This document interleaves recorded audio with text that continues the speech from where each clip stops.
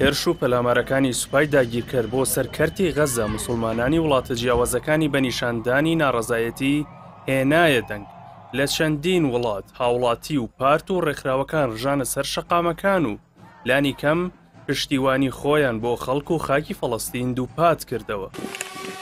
لە گۆڕەپانی تەحریری شاری بەغدای عێراق سەدان هەزار کەس گرت بوونەوە و پشتیوانیان بۆ بەرەی بەرەنگاری فەڵەستین لە غەزە دەربڕی. خۆپیشاندانەکە لەسەر داوای موقتەدا سەدر ڕێبەری ڕەوتی سەدر ڕێک خرابوو. خەڵکی پارێزگا جیاوازەکانی تێدا بەشدار بوون و ئاڵای قەوارەی داگیرکەری ئیسرائیلیان سووتان.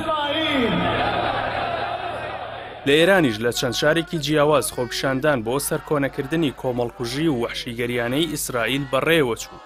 لە تارانی پایتەخت هەزاران کەس پشتیوانیان بۆ بەرەنگاری فەڵەستین دووپات کردەوە و دروشم و ئاڵای فەڵەستینیان بەرز کردەوە. لە قەتەریش ژمارەیەکی زۆری هاوڵاتیان ڕژانە سەر شەقامەکانی دەوحەی پایتەخت و وێ ڕایوتنەوەی دروشمەکان بۆ پشتیوانی بۆ ئۆپراسیۆنی گەردەلووری ئەقسا و گەلی فەڵەستین و هەڵکردنی ئاڵاکەیان داوای هەڵگرتن و گەمارۆکەشیان کرد کە قەوارەی زایۆنی ماوەی 17 ساڵە خستوویەتێ سەرکەرتی غەزە. هاوکات لە یەمەنیش دەیان هەزار کەس لە پارێزگای سەعدە لەسەر داوای بزوتنەوەی حەماسی فەڵەستینی ڕژانە سەر شەقامەکان و ئەو تاوانکاریانەیان شەرمەزار کرد کە قەوارەی زایۆنی بەرانبەر فەڵەستینیەکان ئەنجامی دەدات.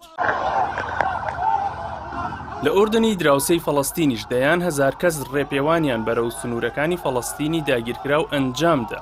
هەرچەندە دەسەڵاتدارانی ئوردن مەیدانی ڕەسولعینیان داخست بوو کە بڕیار بوو گردبوونەوەکەی تێدا بەڕێوە بچێت. خەڵکی ئەو وڵاتەش پشتیوانی تەواوەتیان بۆ پشتیوانی غەزە و شەڕی گەردەلوولی ئەقسا دەربڕی.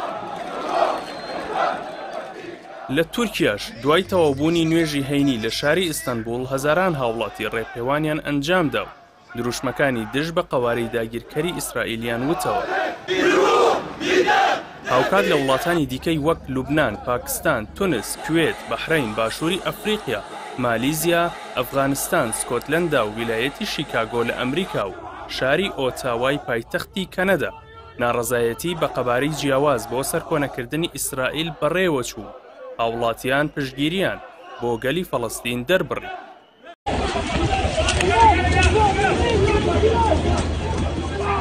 لە هەریەک لە فەڕەنسا، ئەڵمانیا و نەمساش خۆپیشاندان و گردبوونەوە بەڕێوە چوون.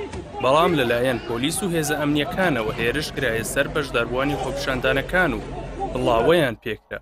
بەو پێی ئەو وڵاتانە پێشتر پشتیوانی بێمەرجیان بۆ قەوارەی ئیسرائیل ڕاگەیاندبوو.